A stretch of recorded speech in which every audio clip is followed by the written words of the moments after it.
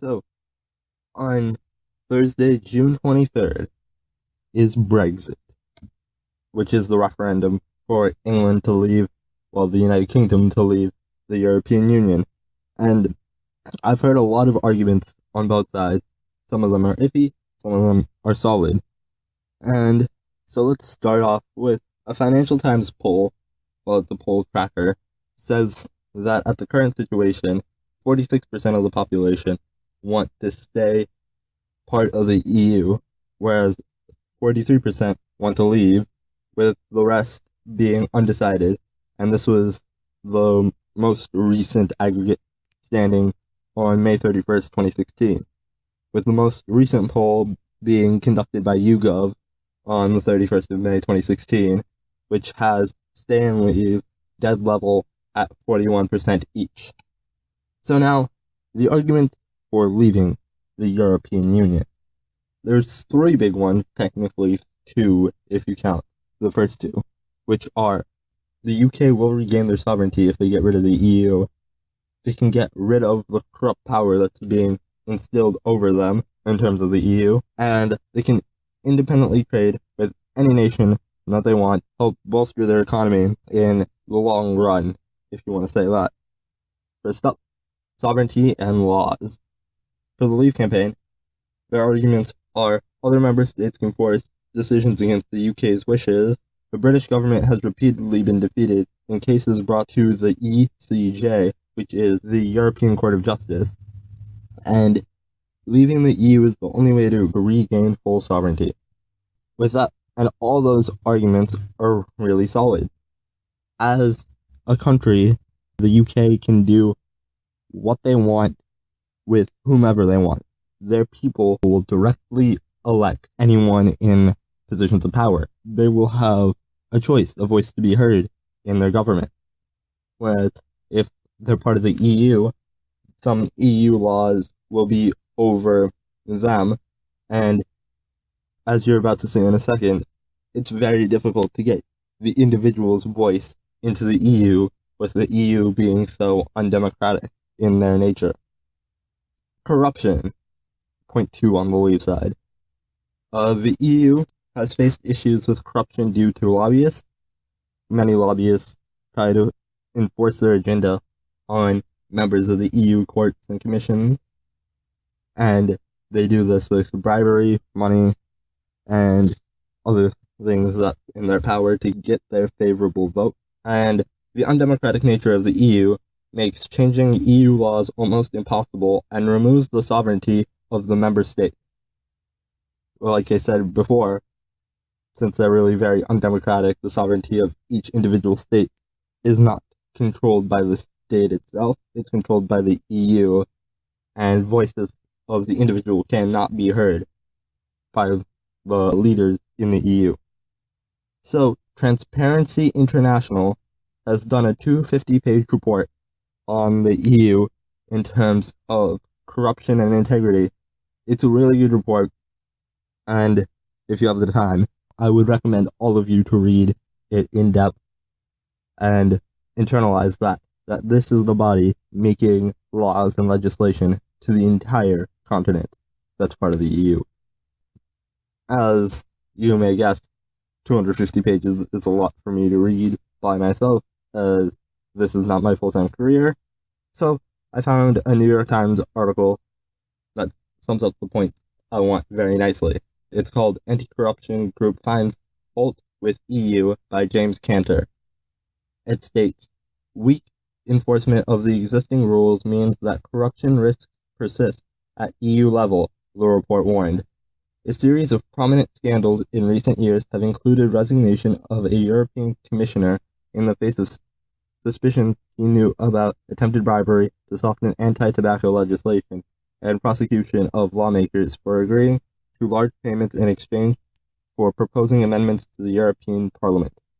So, immediately right off the bat, it says that the EU does enforce their own rules upon themselves, and there is no body to check that at the moment with implementation of rules. And what I've said about lobbyists right here.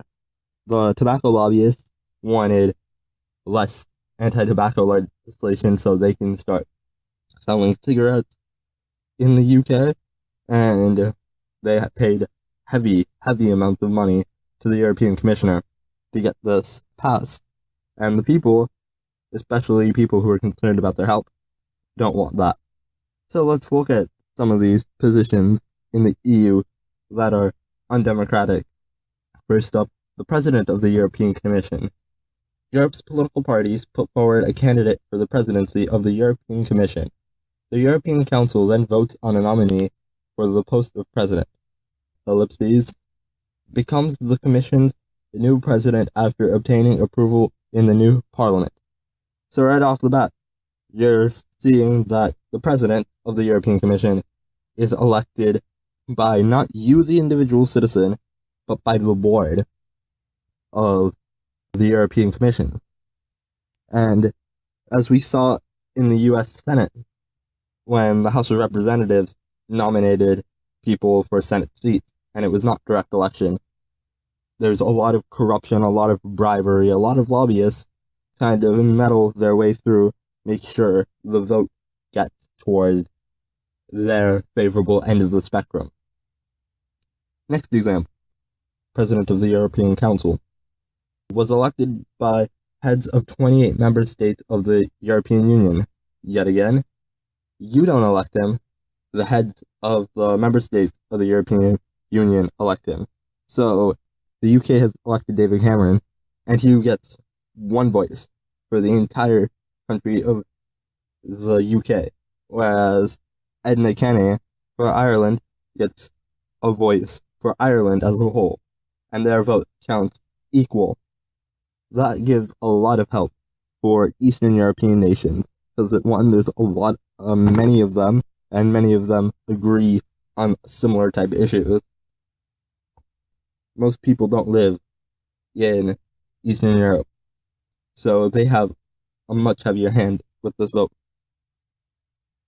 Members of the European Parliament, which is next up. When the general public of each member state votes on who they want to represent them in Europe. What does that sound like? Democracy! At this position, this is probably the only position in the EU that has direct election, and it's the MEPs. That is as much democracy as you'll see in the EU. So, 1 out of 3 positions we've covered at this moment. Final position, President of the European Parliament. He's president, he has a larger salary than Barack Obama, but yet, the people don't decide him. The MEPs vote for a president in the beginning and middle of each parliamentary term. They elect a new president, 14 vice president, 5 quaestors, I'm guessing that's how you say it, who all form the Parliament's Bureau. As you can see there, not direct election, not that democratic, and a place where lobbyists can meddle. Second point of the Leave camp is trade and the economy. The UK companies would be freed from the burden of EU regulation. Trade with EU countries would continue because we import more from them than we export to them. Britain would be able to negotiate its own trade deals with other countries. Yes, yes, yes. As small businesses would be very happy if the EU regulation was lifted off of them, because there's so many EU regulations, and if they break one of them, they get fined, and these fines aren't small. These are big fines. These are fines that could drive a business out of money into debt. Trade would still continue. You see that with Norway and Switzerland. They trade fairly comfortably with the EU. And yet again, third point comes back to sovereignty. Britain would be able to negotiate its own trade deal with other countries, means they get to decide on what they want to do, and what the people get to decide what's in their best interest. And more economic points. Control of the border. Yes, you can say this might not be the most economic point in this, but hear me out. If you control your border, you allow people you want to get in.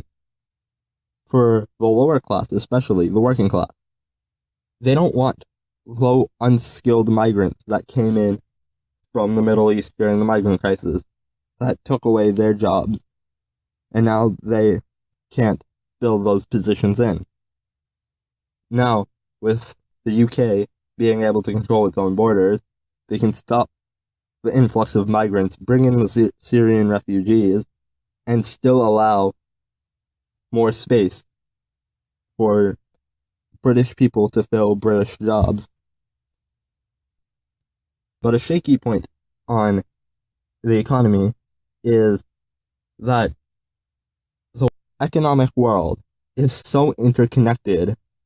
Really, if you break away from the EU, you still will be influenced economically by them, as GDP shows. So first graph, plucked that straight out of Google, shows England's GDP from, I want to say, 1960 to about 2013. Oh, it says 2013 in big letters.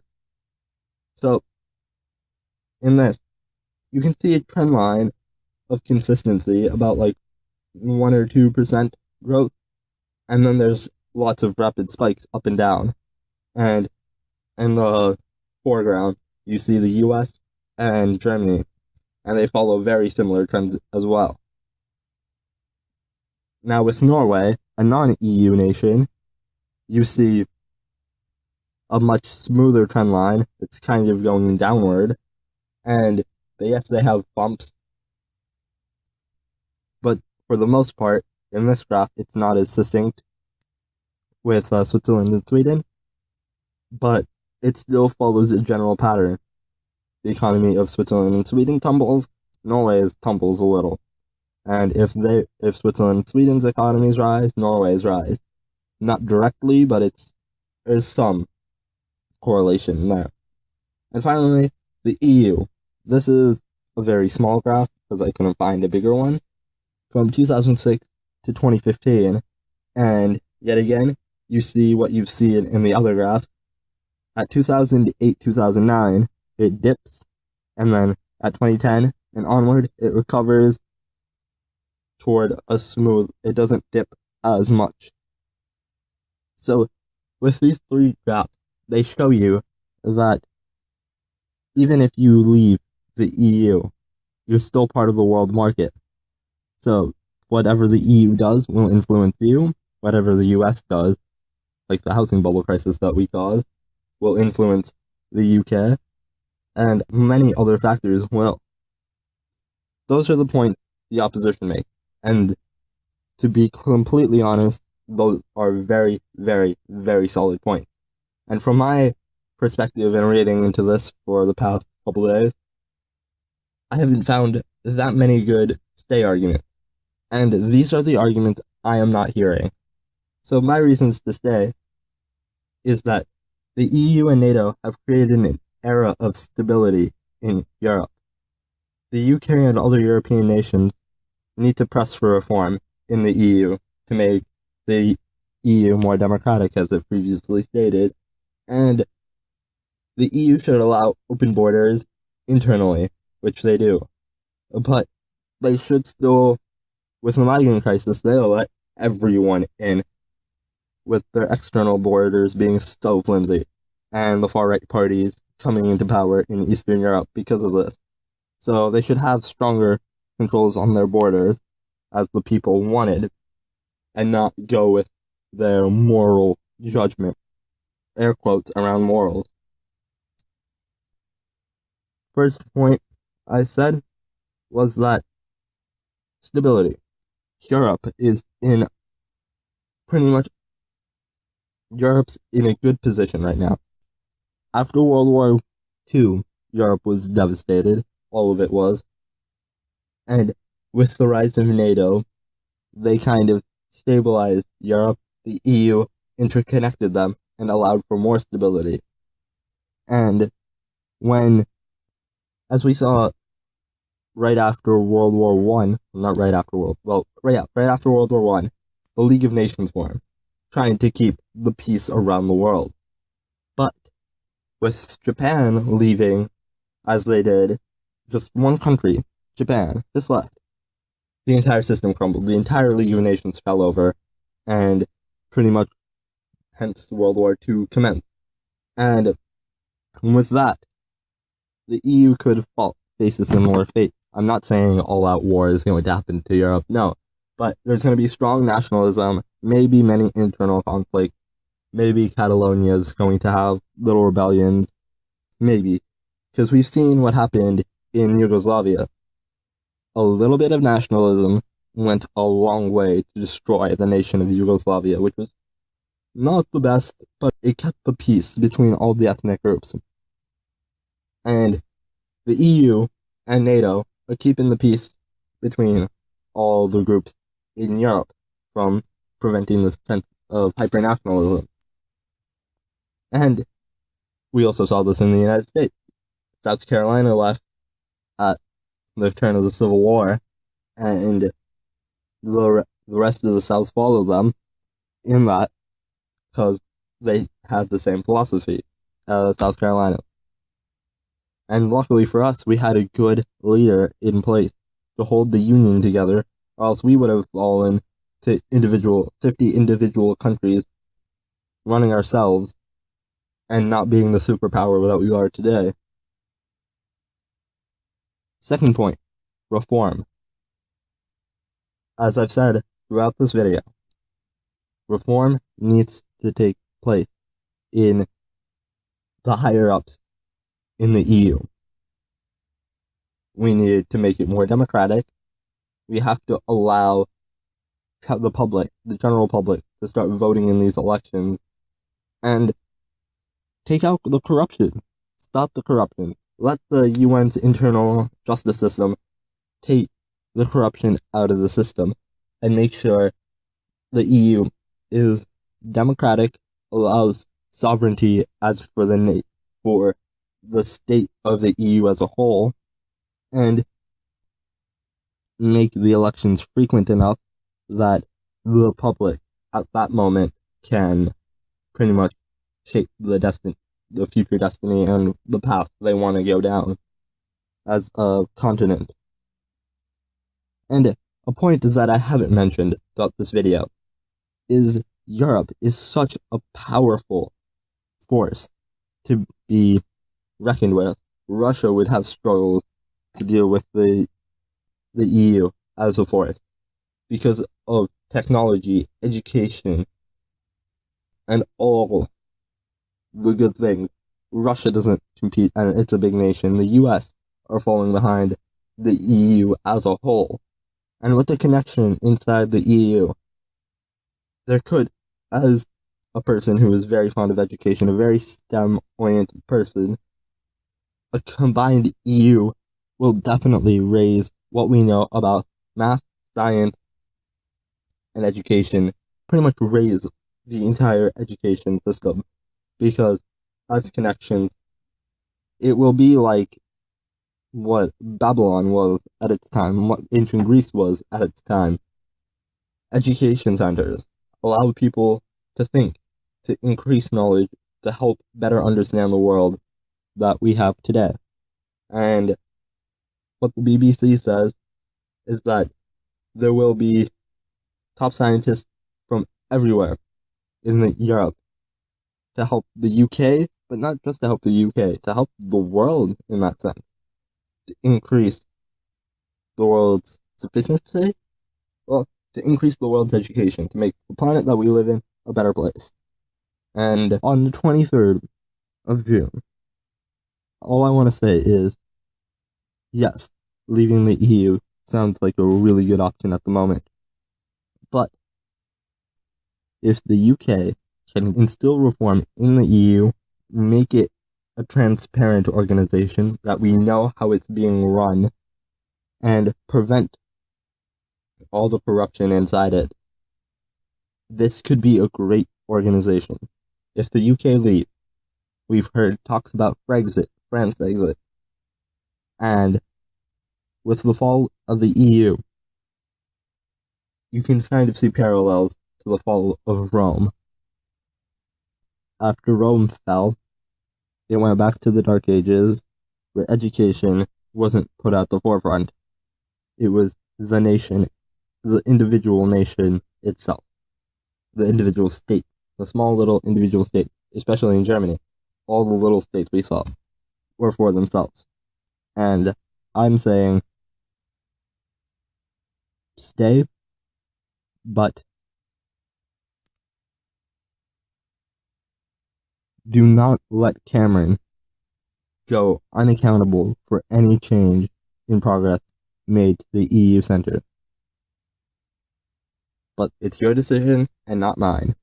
I'll just be watching the election from my room, seeing what happens. And that's all I gotta say. See ya.